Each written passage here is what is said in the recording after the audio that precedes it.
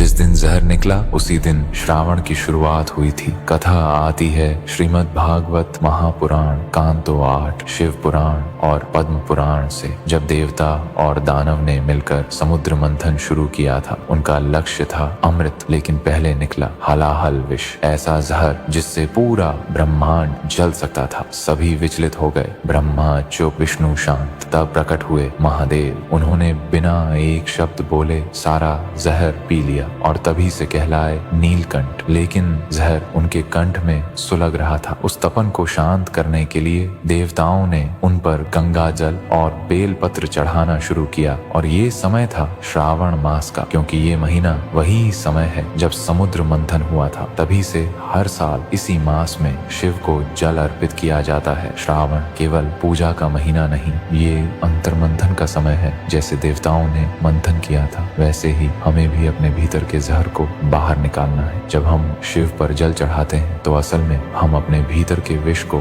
धोने का संकल्प लेते हैं। श्रावण हमें नीलकंठ बनने की राह दिखाता है, जहाँ सब कुछ सहकर भी शांत रहा जाए। ज्यादातर लोग शिव की पूजा करते हैं, पर उनका असली संदेश जिंदगी भर नहीं समझ पाते। शिव के हर चिन्ह के पीछे एक ऐसी कड़वी डरावनी सच्चाई छुपी है, जिसे अगर कोई सच में समझ ले तो उसकी जिंदगी बदल जाती है। त्रिशूल बताता है कि अगर तुम मन, बुद्धि और अहंकार पर काबू नहीं कर पाए तो यही 3 चीजें तुम्हारी पूरी जिंदगी चीर देंगी। डमरू का नाद कहता है कि जिंदगी हर सेकंड या तो बन रही है या टूट रही है, बीच में रहने का कोई रास्ता है ही नहीं। गले का नाग याद दिलाता है कि अपने अंदर के जहर को नहीं संभाला तो वही जहर धीरे धीरे तुम्हें खा जाएगा। तीसरा नेत्र ये नहीं कि शिव और देखते हैं, ये वो पल है जब इंसान अपनी झूठी पहचान को जला देता है और सच के साथ अकेला खड़ा रह जाता है। जटाओं से बहती गंगा सिखाती है कि मन जब शांत हो तभी ज्ञान बहता है, और जब मन बिखर जाए तो जिंदगी भी बिखर जाती है। सच ये है भाई, शिव बाहर नहीं है, शिव तुम्हारे अंदर का वो रूप है जिसे तुम सालों से दबा रहे हो। उसे जगाओ, वरना जिंदगी तुम्हें जबरदस्ती जगा देगी।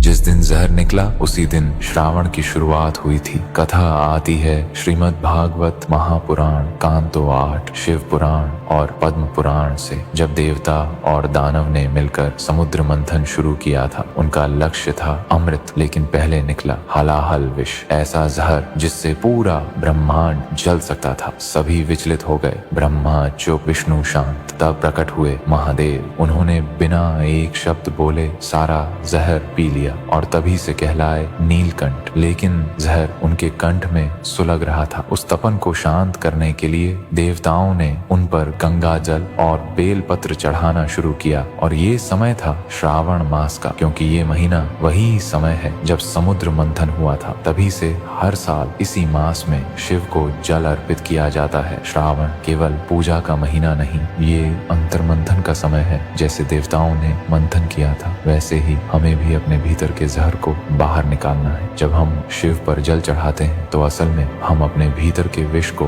धोने का संकल्प लेते हैं। श्रावण हमें नीलकंठ बनने की राह दिखाता है, जहाँ सब कुछ सहकर भी शांत रहा जाए।